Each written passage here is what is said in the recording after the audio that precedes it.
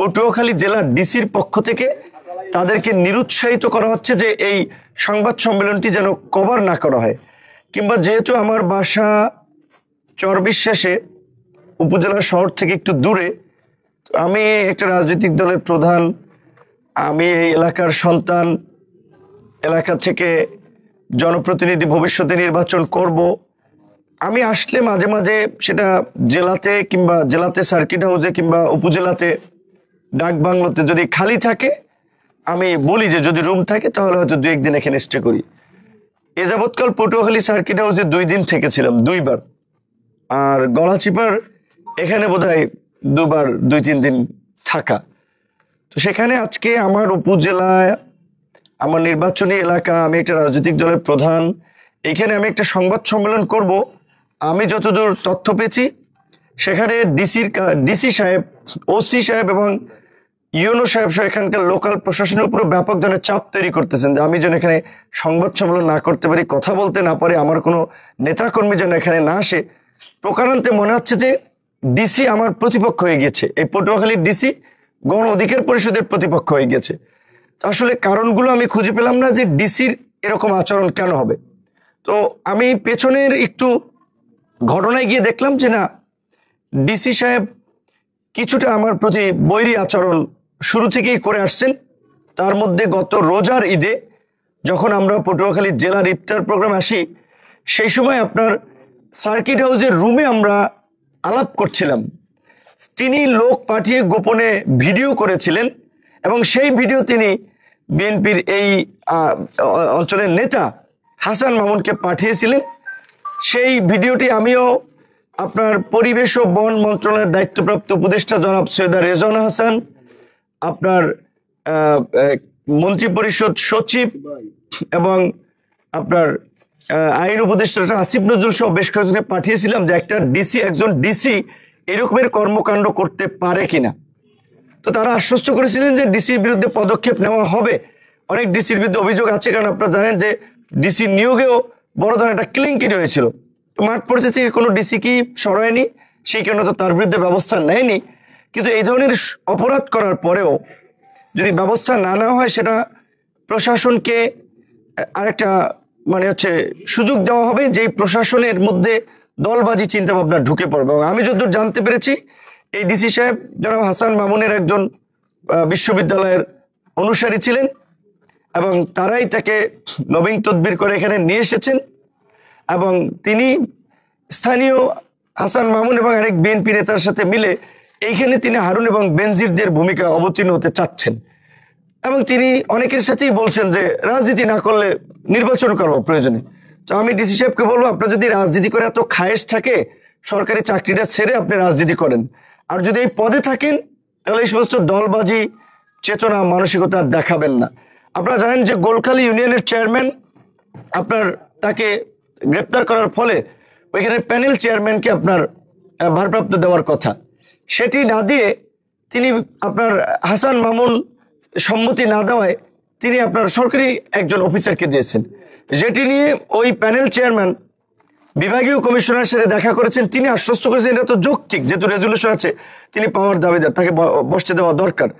LGED উপদেষ্টার কাছে চিঠি দিয়েছে, সেখান থেকে এখানে চিঠি দেওয়া হয়েছে, কিন্তু ডিসি তার আপনার গুরু, তার আপনার প্রভু জনাব হাসান মামুনের সিগন্যাল না পায় তিনি ওখানে আপনার প্যানেল চেয়ারম্যান দিতে পারেন নাই।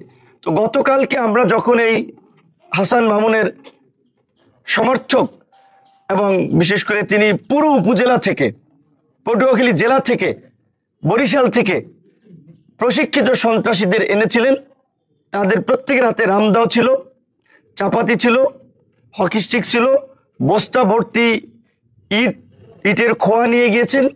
রাস্তায় আপনারা দেখেছেন সেনাবাহিনী কিংবা পুলিশ যখন আপনার আমাদেরকে সহযোগিতা করেছে আসার পথের মাঝে মাঝেই গাছ ফালানো। এবং আমাদের জেলার সেক্রেটারি যেটা বলেছে, আমি আসলে ঢাকা শহর আপনারা দেখেছেন রাজপথে সবসময় সোচ্চার ভূমিকা পালন করেছি, ফ্যাসিবাদের আমলেও বিন্দুমাত্র আপোষ করি নেই, কথা বলতে কার্পণ্য করি নেই। কিন্তু গতকাল থেকে একটা মানসিক ট্রমার মধ্যে আছি যে রাস্তায় এইভাবে গাছ ফালানো হয়েছে, এইভাবে ইট জড়ো করা হয়েছে এবং এই যে পুরো জেলার যেহেতু সে কেন্দ্রীয় বিএনপির সদস্য, তার তো একটা নেটওয়ার্ক আছে এবং ছাত্র রাজনীতি করেছেন, কাটা লাইনেও যোগাযোগ আছে। তিনি সেই সমস্ত সন্ত্রাসীদেরকে ওইখানে জড়ো করেছিলেন এবং আমাকে সেনাবাহিনীর লোকেরা, পুলিশ বলতেছিল যে ভাই পরিস্থিতি যা, আমরা এখানে আপনার নিরাপত্তা দিতে অক্ষম হচ্ছি, এই অবস্থা আমরা পরিস্থিতি কন্ট্রোল করতে পারবো না। তো আমি বলেছি যে যা হয় হবে, মৃত্যু হলে হবে, কিন্তু আমরা আমাদের গন্তব্যস্থলে যাব। পরবর্তীতে তারা আমাকে বলছে তাহলে আপনি পটুয়াখালী যান, গলাচিপায় না যে। আমি বললাম আমার উপজেলা গলাচিপা, আমি গলাচিপায় যাবো না, কেন পটুয়াখালীতে যাব? শেখ হাসিনার রক্তচক্ষুকে উপেক্ষা করে নেই আজকে সামান্য বিএনপির এই 600-র অধিক কেন্দ্রীয় কমিটির নেতা, তার মধ্যে একজন নির্বাহী কমিটির সদস্য, যারও আপনার সুবিধাভোগী একজন ছাত্রনেতা জানেন, আজকে জনাব তারেক রহমানের মতো একজন জনপ্রিয় নেতা, সম্মানিত ব্যক্তি, এই যে কিছু কিছু ঘটনায় তাকে নিয়ে সমালোচনা করে, এই হাসান মামুনদের কারণেই সেই ঘটনাগুলো, এই যে হাওয়া ভবন টবন বলে, এগুলো হাসান মামুনদের মতো কিছু লোকজন জনাব তারেক রহমান ইমেজ ক্ষুণ্ণ করেছিল। 111-এর সময় আপনারা দেখছেন তার একটা সুবিধাবাদী ভূমিকা, একটা মিছিলও করে রাজপথে, এবং গত 16 বছরে তার ওয়াইফ সরকারি চাকরি করেছে, একদিন ওএসডি হয় নাই। আমার ওয়াইফ প্রাইমারির চাকরি করে গর্ভবতী হয়েও তার ছুটি কাটাতে গিয়ে আপনার মেডিকেল বোর্ড গঠন করে যে সে গর্ভবতী কিনা সেটা সত্যতা নিশ্চিত করে। আর তার ওয়াইফ তো চাকরি করেছে নির্বিঘ্নে, বিএনপি নেতারা ঘরে থাকতে পারে, বাড়িতে থাকতে পারে নাই, দেশে থাকতে পারে, আর তার ওয়াইফ ওই উপসচিব পদে সরকারি চাকরি করেছে। পট পরিবর্তন, ছাত্র জনতা রক্ত দিয়েছে, জীবন দিয়েছে, তিনি আপনার একেবারেই একটা সম্মানজনক জায়গা বাগিয়ে নিয়েছেন, তদবির করে লবিং করে বগুড়ার ডিসি হয়েছেন। তো এই হচ্ছে হাসান মামুনের তো অবদান। গত 16 বছরে একটা রাজনৈতিক মামলায় তিনি গ্রেপ্তার হয়েছেন।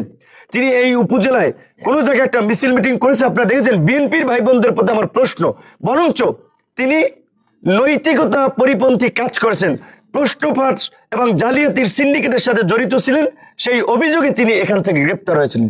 এই রকমের একজন নেতা, অসৎ নেতা এবং এই রকমের বিতর্কিত লোক, সে আজকে বিএনপির সাইনবোর্ড ব্যবহার করে, বিএনপির লোকজনকে উচ্ছৃঙ্খল করে আজকে আমাদের নেতা কর্মীদের উপরে বিভিন্ন জায়গায় হামলা চালিয়েছে। গতকালকে গণ অধিকার পরিষদের গলাচিপা 10 মিনিটের প্রত্যেকটি ইউনিয়নের অফিস, এমনকি ওয়ার্ডের অফিসও ভাঙচুর করেছে। অসংখ্য নেতা কর্মী আহত হয়ে কেউ বরিশাল চিকিৎসা নিচ্ছে, কেউ পটুয়াখালী চিকিৎসা নিচ্ছে, কেউ গলাচিপা চিকিৎসা নিচ্ছে। ঘটনার সূত্রপাত কোথা থেকে আপনারা জানেন যে 11 তারিখ এই উপজেলা অডিটোরিয়ামে আপনারা সেদিন কাভারেজ দিয়েছিলেন যে আমি একটা কথা বলেছিলাম যে চরবিশ্বাস একটা ইউনিয়নের একজন সভাপতি 4-5টা বিয়ে করেছে। 4-5টা বিয়ে কি ভালো লোক করে? যাদের চরিত্র নেই, লুজ ক্যারেক্টার যেটা বলে, চরিত্রহীন, তারাই তো এই সমস্ত ফষ্টি নষ্টি করে। 4-5টা বিয়ে করেছে। তো সেই বিএনপির এখন সভাপতি হাসান মামুনকে পয়সা দিয়ে তিনি হয়েছেন। বিএনপির ত্যাগী নেতারা তো অনেকেই গলাচিপা 10 মিনিট কমিটি থেকে বঞ্চিত আছে। আপনারা জানেন শাহজাহান খানের সাথে যারা রাজনীতি করেছে, যারা বিএনপি জন্ম দিয়েছেন এই এলাকায়, তারা কিন্তু অনেকেই কমিটিতে পদ পানে। এমনকি আমাদের এই বিপদের দিনেও গতকালকে এই সোহান সাহেব, সোরাব সাহেব, এই রেনু আক্তার সহ ছাত্রদল, যুব দলের, আবার এই বিএনপির একটা অংশের নেতা কর্মীরা কিন্তু আমাদের পাশেও ছিল। বিএনপির, আমি ঢালাওভাবে সবাইকে দোষ দেব না, বিএনপির কেন্দ্রীয় নেতৃবৃন্দ, বিএনপির চেয়ারম্যানের উপদেষ্টা সহ অনেকেই সার্বক্ষণিক যোগাযোগ রেখেছেন বিএনপির আপনার চেয়ারপারসনের অফিস থেকে, যে আমি এসেছি কিনা, সমস্যা হয়েছে কিনা, তারাও একটা যোগাযোগ রেখেছেন। কিন্তু আমার প্রশ্ন বিএনপির শীর্ষ নেতৃত্বকে, যে আপনাদেরকে বৃদ্ধাঙ্গুলি দেখাতে পারে নির্বাহী কমিটির একজন সদস্য, এইটা যদি আপনারা নিয়ন্ত্রণ করতে না পারেন, আপনারা রাষ্ট্র পরিচালনা কিভাবে করবেন আগামীতে যদি সরকার গঠন করেন? একজন হাসান মামুনকে যদি আপনারা নিয়ন্ত্রণ করতে না পারেন, গতকালকে চরবিশ্বাস ইউনিয়নে যেই ঘটনাটি ভুলভাবে এসেছে যে বিএনপির অফিসে নাকি ভাঙচুর চালানো হয়েছে, হামলা হয়েছে, দেখেন আপনারা এখানে জাতীয় মিডিয়ার দেশের মানুষ, বিএনপির অফিস এই আমলে ভাঙচুর করবে এমন লোক বাংলাদেশে আছে? বিএনপির অফিস ভাঙচুর করবে? নাই। কারণ দুইটা বড় রাজনৈতিক দল ছিল, আওয়ামী লীগ এবং বিএনপি। আওয়ামী লীগের পতন হয়েছে, আওয়ামী লীগ দেশ থেকে পালিয়ে গেছে, এখন আছে বিএনপি। সেখানে বিএনপির অফিসে ভাঙচুর করবে, এটা তো কল্পনাও করা যায় না। আমার নিজের গ্রাম, আমার ইউনিয়ন চরবিশ্বাস, আপনারা দেখেছেন, আপনারাই জানেন, আওয়ামী লীগের আমলেও এই আওয়ামী লীগের নেতারা আমার পরিবারের দিকে, আমার লোকজনের দিকে চক্ষু তুলে তাকায় নাই, একটা হুমকি ধামকি হামলা করে নাই।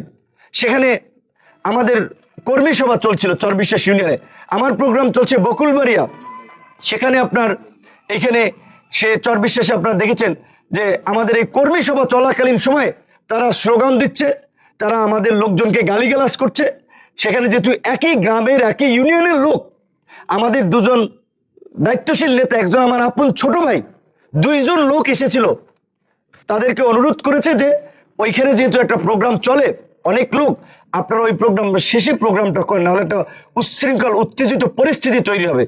এই কথা